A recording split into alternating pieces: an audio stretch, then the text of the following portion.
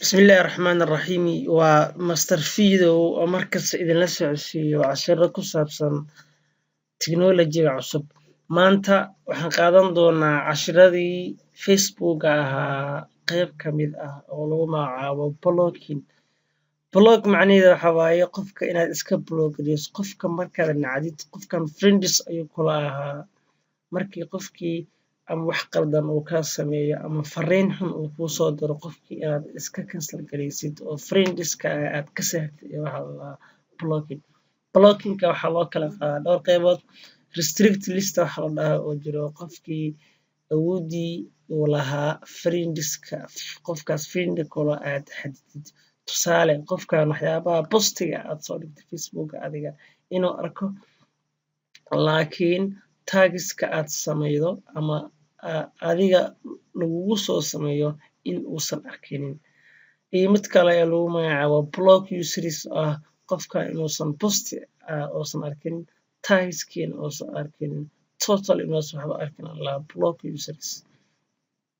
block message oo ah qofka inaad iska xadidid inuu fariin kuu soo diro markii uu isku dayo inuu fariin kuu soo diro waxaa la dhihi doonaa qofkan fariin uma diri kartid inuu dhaho tusaale waxaan tegi doonaa meeshii aan isla naqaani oo ahayd falaarta soo jeedo waxaan kasii dooran doonaa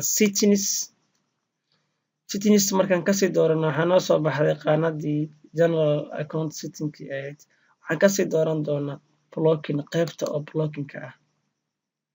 blockingka markaan kasii doorano waxaa noo soo baxay blog pagekii oo lahaa Facebooka manage blockingkii wuxuu noqon karaa restrict list blog users blog messages iyo blog application inviteska lagu soo diro inaad iska xadidid iyo xitaa pageka qaar ee ku dhibay inaad iska xadidid ayaga aad iska xirtid okay waxaan fiirin doonaa qaybta ugu horeysa oo restrict list ah restrict list dad fara badan ayaa hadda igu jiro oo aan iska restrictiyey waa kana waxyar baan sugi doonaa tusaale qoftan aniga restrict ayaan ku sameeyey qoftan hadda aniga wax xun iima soo dirin laakiin cashirkeenii ayaan ku sameynay okay iska finish garee qaybta kale blog users labadan qofood ayaa iska blog gareeyey userska waxay awood u leeyihiin inaysan arkinin postigii iyo waxyaabihii inviteska ahaa adiga lagu sameeyey iyo waxyaabihii tagiska ahaa makuu soo sameyn karaan laakiin waxay awood u leeyihiin inay conversation kuu soo sameeyaan ay qoraal ama message ay kusoo diraan qaybta kale waxaa lagu magacaabaa blog messages oo ah inaad qofkii fariimihii iska xirtid tusaale ahaan waxaa iska xirayaa qofkan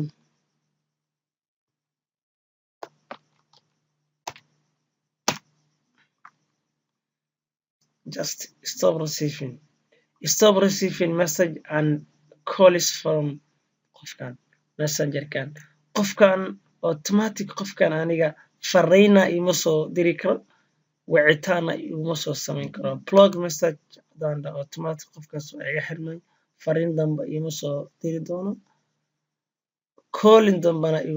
iguma soo sameyn karo contactii dhamaa qofkan ila soo sameyn lahaa ayaan iska xiriyay markaan rabo qofkii blogga aan saaray inaan blogga aan ka qaado meeshaan waxaa kugu soo bixi doonto